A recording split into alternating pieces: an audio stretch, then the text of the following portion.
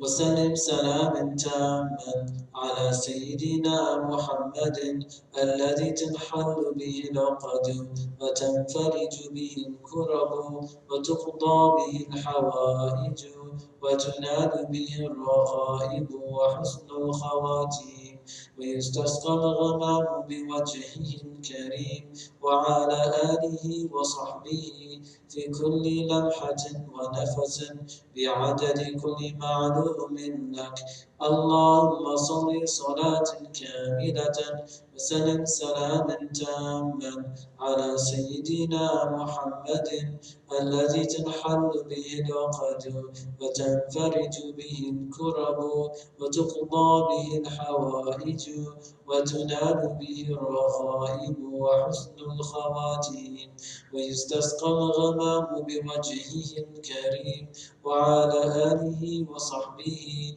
في كل لمحة ونفس بعدد كل معلوم لك اللهم صل صلاة كاملة وسلم سلاما تاما على سيدنا محمد الذي تنحل به العقد وتنفرج به الكرب وتقضى به الحوائج وتنال به الرغائب وحسن الخواتيم ويستسقى الغمام بوجهه الكريم وعلى آله وصحبه في كل لمحة ونفس بعدد كل معلوم لك اللهم صل صلاة كاملة وسلم سلاما تاما على سيدنا محمد الذي تنحل به العقد وتنفرج به الكرب وتقضى به الحوائج وتنال به الرغائب وحسن الخواتيم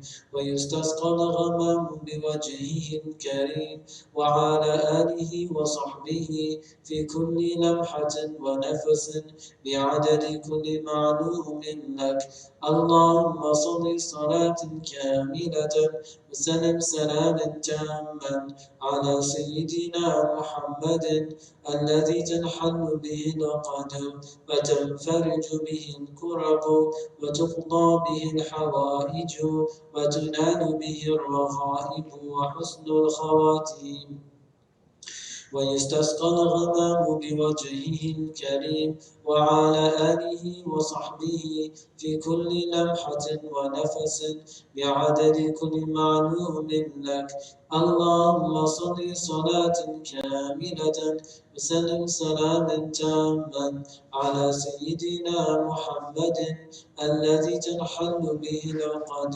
وتنفرج به الكرب وتقضى به الحوائج وتنال به الرغائب وحسن الخواتيم ويستسقى الغمام بوجهه الكريم وعلى آله وصحبه في كل لمحة ونفس بعدد كل معلوم لك اللهم صل صلاة كاملة وسلم سلاما تاما على سيدنا محمد الذي تنحل به العقد وتنفرج به الكرب وتقضى به الحوائج وتنال به الرغائب وحسن الخواتيم ويستسقى الغمام بوجهه الكريم وعلى آله وصحبه في كل لمحة ونفس بعدد كل معلوم لك اللهم صل صلاة كاملة وسلم سلاما تاما على سيدنا محمد الذي تنحل به العقد وتنفرج به الكرب وتقضى به الحوائج وتنال به الرغائب وحسن الخواتيم ويستسقى الغمام بوجهه الكريم وعلى آله وصحبه في كل لمحة ونفس بعدد كل معلوم لك اللهم صل صلاة كاملة وسلم سلاما تاما على سيدنا محمد الذي تنحل به العقد وتنفرج به الكرب وتقضى به الحوائج وتنال به الرغائب وحسن الخواتيم ويستسقى الغمام بوجهه الكريم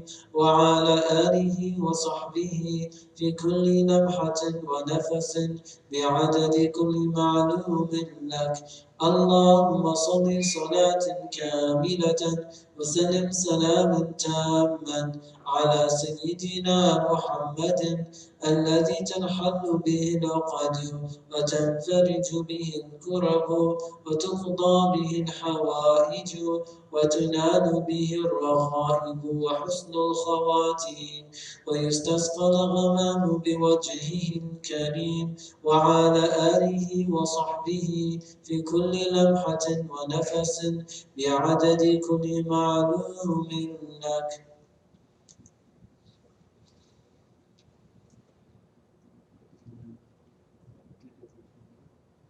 Inshallah, we would take a break for Salat al-Maghrib now. We'll pray Maghrib here at the Islamic Forum in Zawiya at our masjid.